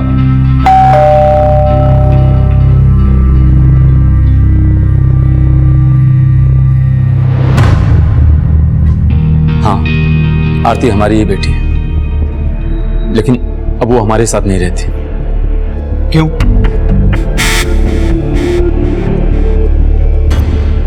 और आरती कब से आपके साथ नहीं रह रही? लेकिन आप उसके बारे में इतना क्यों पूछ रहे हैं? पहले आप ये बताइए कि आपकी बेटी पिछले 4 महीने से कॉलेज क्यों नहीं गई है? और आप जानते हैं कि इस वक्त वो कहाँ है? क्या हुआ? बताने में इतनी तकलीफ क्यों हो रही है? सर, वो बात दरअसल ये है कि आरती 4 महीना पहले भाग गई थी यहां से। भाग गई थी? किसके साथ? हमें कुछ नहीं पता सर। कुछ पता नहीं है या कुछ छुपा रहे हैं? और पिछले 4 महीने से आपकी बेटी गायब है, लेकिन आपने उसकी कोई भी मिसिंग कंप्लेंट दर्ज नहीं करवाई। हम ऐसा कुछ भी करते तो हमारी खानदान की बदनामी होती। अपनी बदनामी की फिक्र है, बेटी की नहीं है। आपको पता भी है आपकी बेटी के साथ क्या हुआ है?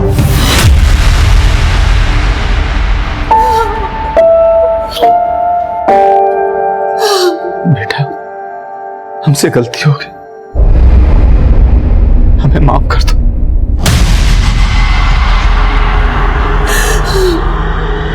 माफ कर दो बेटा। सर, पहले तो आरती के बाप ने आरती की मिसिंग कंप्लेंट फाइल नहीं की और अब उसके आगे रोकर अपनी किसी गलती की माफी मांग रहा है। सर, कुछ तो है जो वो हमसे छुपा रहा है। सर, कहीं ऐसा तो नहीं कि आरती के बाप ने उसकी शादी किसी ऐसे आदमी के साथ करवा दी हो जिसका ऑलरेडी 10 साल का बच्चा हो? आरती और उसके पेरेंट्स के बारे में और अच्छे से पता करो। और मिश्रा, जब इन दोनों का रोना धोना खत्म हो जाए, इन्हें पुलिस स्टेशन लेके आओ। सर।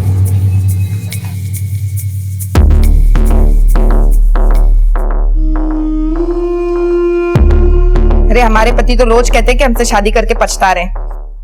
हमारे बेटे को भी ऐसा बना दिया कि हमसे ही बगावत करता है। चीनू, हम बाद में कॉल करते हैं। कहाँ जा रहा है? बाथरूम नहीं जा रहे हैं। तू कहाँ जा रहा है? खेलने। हमसे पूछा तूने? नहीं। कहीं खेलने वेलने नहीं जाना है? चलो अपना होमवर्क खत्म करो पहले।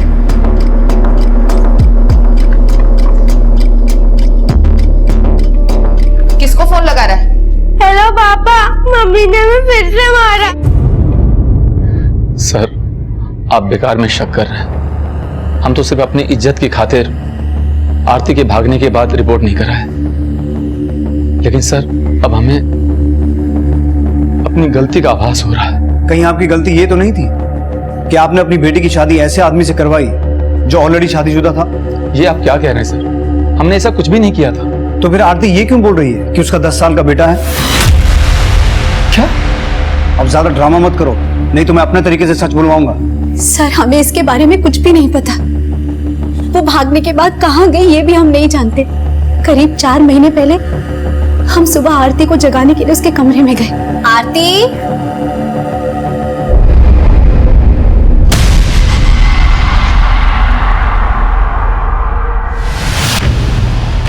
आरती के पापा, आरती के पापा, आरती के पापा। क्या हुआ? आरती घर में कहीं पे भी नहीं है। और ये देखिए। सर, उसके गायब होने का रिपोर्ट इसलिए नहीं लिखा है क्योंकि हम इस बात पे शर्मिंदा नहीं होना चाहते थे। वो सिर्फ खुद ही नहीं भागी थी, बल्कि घर से 2 लाख के गहने और 25,000 रुपये भी गायब थे। अब अपना किया छुपाने के लिए अपनी बेटी को चोर भी बोल रहे हैं? नहीं सर, हम तो ये सोच रहे थे कि एक दिन भूले भटके सही सलामत शायद वो घर वापस आ जाएगी, लेकिन हमने ये नहीं सोचा था कि उसके साथ इतना बुरा हो। आपने कहा कि आरती फोन इस्तेमाल करती थी, उसका नंबर दीजिए। आरती का मोबाइल नंबर पता चलते ही उसके कॉल रिकॉर्ड्स निकाले जाने लगे। आरती के माता पिता शक के घेरे में थे। उनकी आरती से जुड़ी हर जानकारी जुटाई जाने लगी।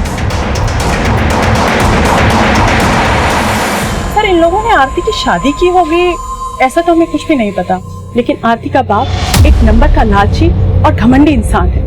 आरती को मारता भी बहुत था। हम तुम्हें कॉलेज भेज रहे हैं, इसका ये मतलब नहीं हम तुम्हें खुली छूट दे देंगे। आज इतनी लेट क्यों आई? बोल। आरती, क्या कर रही है तू? कुछ नहीं। बता ना। अरे बता। तू यहाँ पढ़ नहीं रही है, भजन कर रही है। क्या काजल, तुम भी हमारा मजाक उड़ा रही हो? मजाक तो अपना तुम खुद उड़वाती हो। 5.25 फीट की हाइट और ये 3 फीट की चोटी, ऊपर से माथे पे चंदन का टीका। खुद को बदलती क्यों नहीं? क्या करें, हमारी किस्मत ही कुछ ऐसी है। जो पापा कहते हैं वही करना पड़ता है। कल आप हमसे मिलने आ रहे हैं ना? सोचेंगे। पर आपने तो कहा था कि आप भी हमसे मिलना चाहते हैं। अभी हम सच में बहुत बिजी हैं, हम आपसे बाद में बात करते हैं, प्लीज बाय।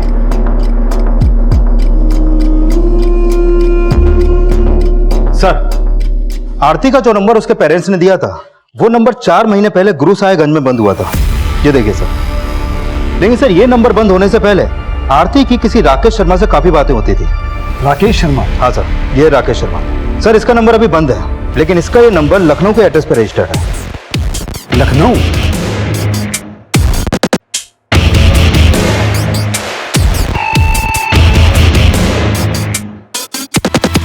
क्या बात है चीनू, पढ़ाई पर ध्यान दे रहे हो? कोई पढ़ाई वढ़ाई पे ध्यान नहीं है इसका। इतना लाड करेंगे तो भविष्य खराब हो जाएगा। खुद को देखो जरा, जीना आराम कर रखा है तुमने। राकेश शर्मा? जी।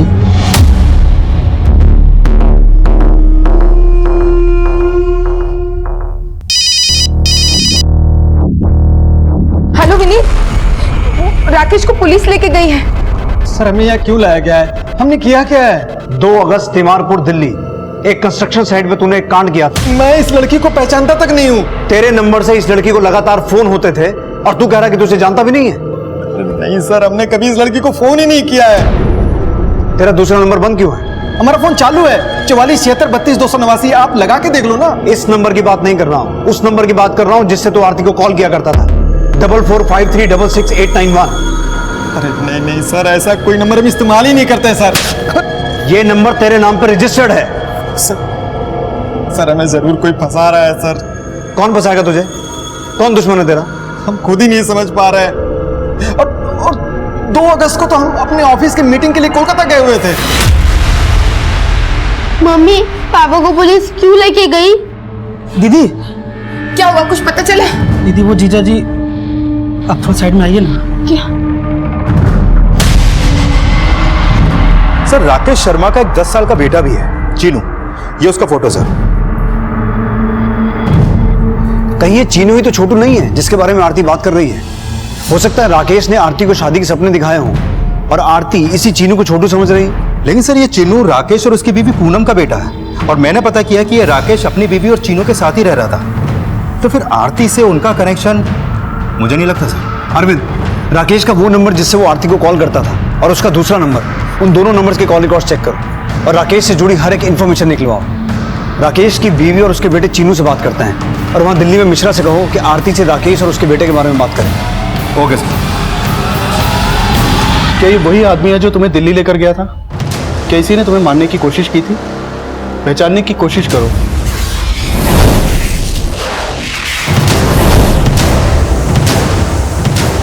इसका नाम राकेश है। अच्छा, और इस बच्चे को जानती हो? यही छोटू है ना? आरती ने जिस 10 वर्षीय छोटू को अपना बेटा बोला था, उसके चीनू होने का कोई प्रमाण नहीं था, और राकेश से जुड़ी जानकारियां इस केस को और उलझाने वाली थी। इस एड्रेस को कंफर्म करो। सर, राकेश 1 से 5 अगस्त के बीच अपने ऑफिस के काम से कोलकाता में ही था। मैंने उसकी एलिबाई भी चेक की। लेकिन राकेश के फोन से आरती को फोन तो होते थे। सर राकेश ने जो नंबर हमें दिया था वो 1 से 5 अगस्त के बीच कोलकाता में ही एक्टिव था। ये देखिए सर। और राकेश का जो नंबर हमें आरती के कॉल रिकॉर्ड में मिला वो 1 और 2 अगस्त को बंद था। अगर राकेश कोलकाता में था तो हो सकता है उसने किसी और से आरती को मरवाने की कोशिश की हो। सर राकेश के जो दोनों नंबर्स हमारे सामने आए, मैंने पता किया उन दोनों नंबर्स का लोकेशन पैटर्न सिमिलर नहीं है। मतलब कई बार उन दोनों नंबर की लोकेशन एक ही टाइम पर अलग अलग जगह की थी। तो इसका मतलब ये हुआ कि जिस नंबर से आरती को कॉल होते थे वो नंबर कोई और इस्तेमाल कर रहा था। पॉसिबल है सर। और एक बात सर, राकेश के नाम रजिस्टर्ड जिस नंबर से आरती को कॉल होते थे वो नंबर राकेश के अरेस्ट होने से पहले तक भी एक्टिव था, और उस नंबर से इन 2 लड़कियों को लगातार कॉल होते थे, स्वीटी और पारुल। इन दोनों के नंबर्स लखनऊ के अलग अलग एड्रेस पर रजिस्टर्ड है। सर स्वीटी का फोन फिलहाल अभी बंद है, लेकिन ये पारुल का नंबर अभी भी एक्टिव है। सर ना हम आरती को जानते हैं, न स्वीटी को, न पारुल को। सर हमने कुछ नहीं किया, हमें फंसाया जा रहा है सर। लेकिन ऐसा कौन हो सकता है जो तुझे फंसाएगा? और जो नंबर तेरे नाम पर रजिस्टर्ड है वो कोई और कैसे यूज कर सकता है? वही तो हमें खुद समझ में नहीं आ रहा है।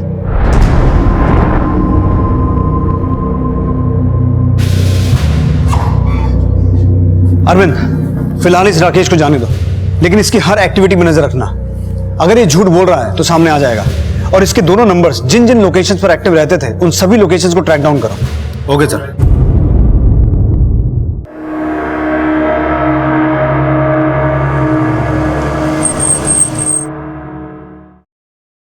स्वीटी यहीं रहती है? हाँ सर, पारुल मेरी बेटी है, लेकिन बात क्या है? हमें पारुल से मिलना है। कहाँ है वो? सर स्वीटी 3 दिन से गायब है।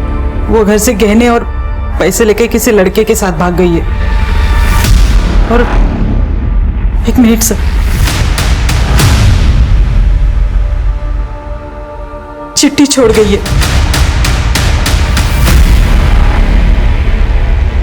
हाँ सर, हमें उस नंबर से कॉल तो आते थे, बट कोई राकेश शर्मा नहीं, सोनू नाम का बच्चा हमसे बात करता था। सोनू? हाँ सर, एक बार उसने हमें गलती से फोन किया था। हमने कहा कि रॉन्ग नंबर है, बट फिर उसके बाद वो मुझसे जिद करने लग गया कि आप प्लीज मेरी दीदी बन के मुझसे बात करिए। तो मुझे भी लगा छोटा बच्चा है, ठीक है तो मैं बात कर लेती हूँ। तो मैंने सिर्फ 4-5 बार उससे बात करी, बट उसके बाद फिर वो मुझसे मिलने के लिए जिद करने लग गया। तब मुझे कुछ गड़बड़ लगी, उसके फोन कॉल्स भी बढ़ गए, तो फिर मैंने उसको फिर ब्लॉक कर दिया।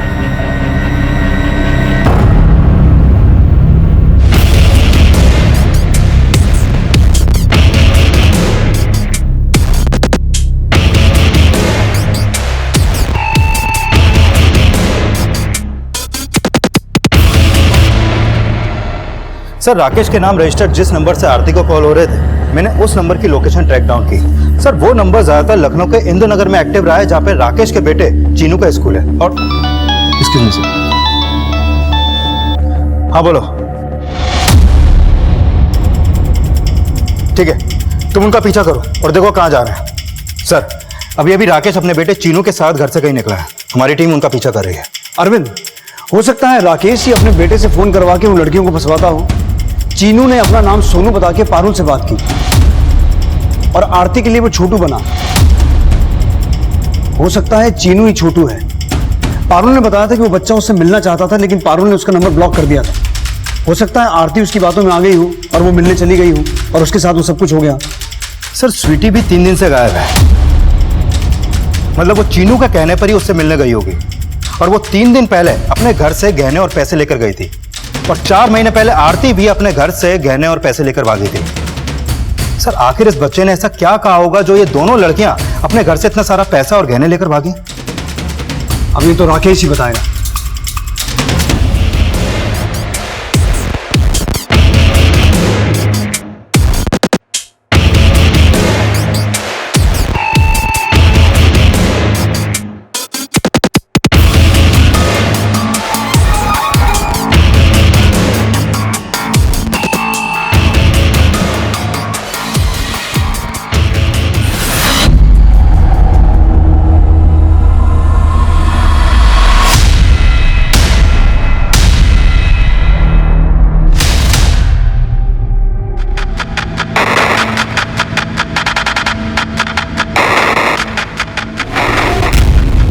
पापा की कोई गलती नहीं है, ये सब तो पीयूष अंकल ने किया है। पीयूष अंकल कौन?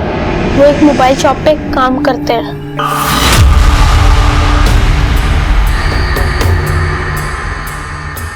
साहब, पीयूष हमारे यहाँ सेल्स बॉय था।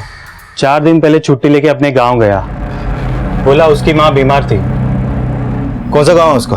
मैंने एक दिन पापा से मोबाइल मांगा था, लेकिन उन्होंने नहीं दिया, तो मैंने पापा के पर्स से पैसे चोरी किए और पीयूष भाई की दुकान पे आके मोबाइल लिया।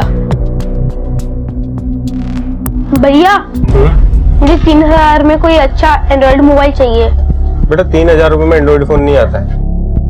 अब तुमको एक पुराना फोन दे सकता हूँ मैं, लेना है? चलेगा तो। लेकिन फोन के साथ साथ सिम कार्ड भी लेना पड़ता है, वो कैसे लोगे? उसके लिए मैं मेरे पापा का आधार कार्ड लाया हूँ।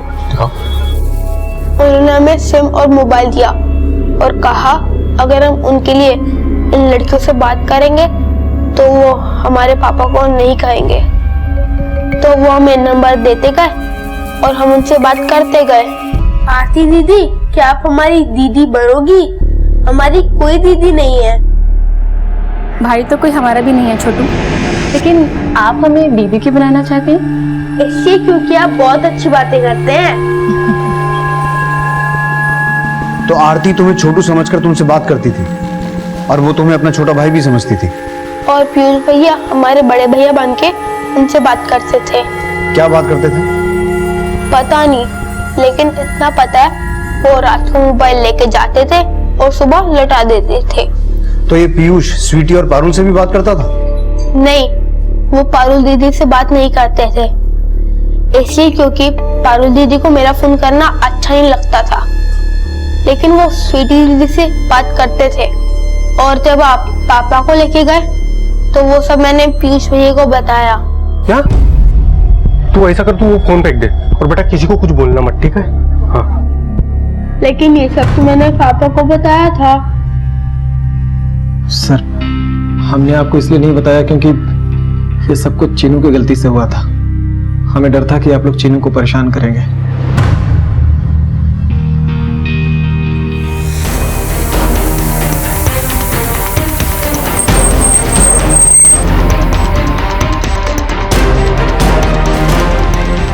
पुलिस अब पीयूष के गांव को लोकेट कर चुकी थी जहां से उसके घर का पता चला, लेकिन वहां भी उनके हाथ असफलता ही लगी। और इसके बाद उन्होंने तुरंत अपना खबरी नेटवर्क अलर्ट किया और पीयूष के एक ठिकाने का पता चला।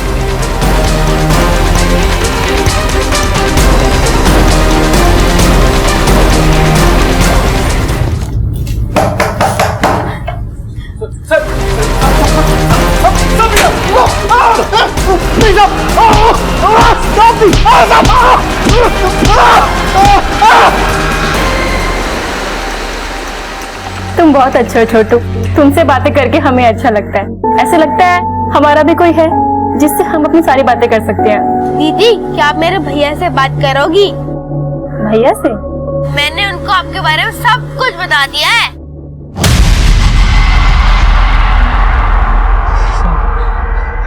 साहब एक बार हम गलत नंबर पे रिचार्ज कर दिए थे साहब, और जब हमने उसका डीपी देखा तो साहब उसमें आरती की फोटो थी।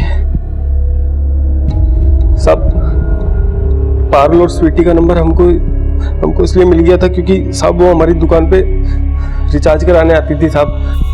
सब चीनों की मदद से हम आरती से बात करने लगे, लेकिन सिर्फ एक ही मकसद से करते थे साहब। सब आरती की जिंदगी में बहुत दुख था साहब, तो हम उसको झूठा हमदर्दी देते रहते थे और वो हमको अपना दिल दे बैठी।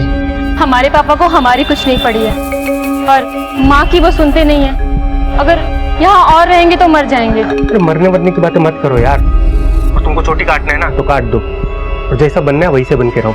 लेकिन ऐसा करने से पापा हमें जान से मार देंगे। देखो अगर ऐसा है ना तो अपने घर वालों को छोड़ के हमारे पास आ जाओ, ठीक है? और जैसा बनना चाहती हो वैसे ही बन के आओ। हम है ना, हम रखेंगे तुमको खुश। साहब वो हमारी बातों में ऐसे आई कि अपने घर का सारा कैश सारा गहना सीधा हमारे पास लेके आ गई। लेकिन चीनू को तो आरती अपना भाई मानती थी, फिर उसे अपना बेटा क्यों बोल रही?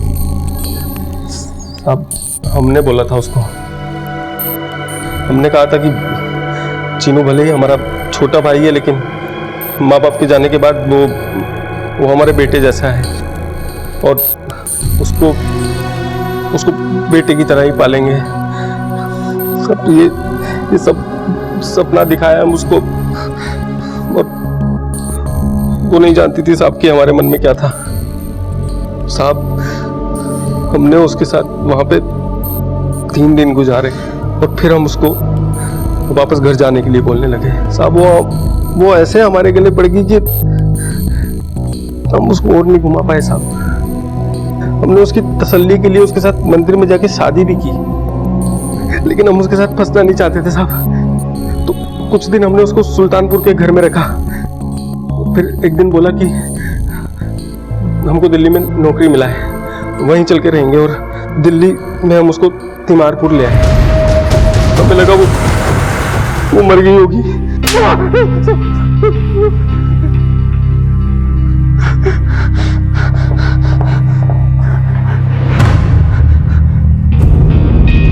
पीयूष ने अपना अपराध छिपाने के लिए आरती को मारने की कोशिश तो की, लेकिन अपराधी चाहे जितना भी चालाक हो, उसका किया एक ना एक दिन सामने जरूर आता है। लेकिन आरती के साथ जो कुछ भी हुआ, उसके दोषी उसके माता पिता भी हैं, जिनकी गैर जिम्मेदाराना परवरिश की वजह से ही आरती ने पीयूष पे भरोसा करने की भूल की। आरती को अब हॉस्पिटल से छुट्टी दे दी गई है और उसके इलाज का खर्चा हॉस्पिटल ने खुद उठाने का निर्णय लिया है, जो बेहद ही सराहनीय है। लेकिन आरती का पहले जैसा नॉर्मल हो पाना अब भी चुनौतीपूर्ण है। क्राइम पेट्रोल के ऐसे ही मजेदार एपिसोड्स देखने के लिए हमारे चैनल को सब्सक्राइब करें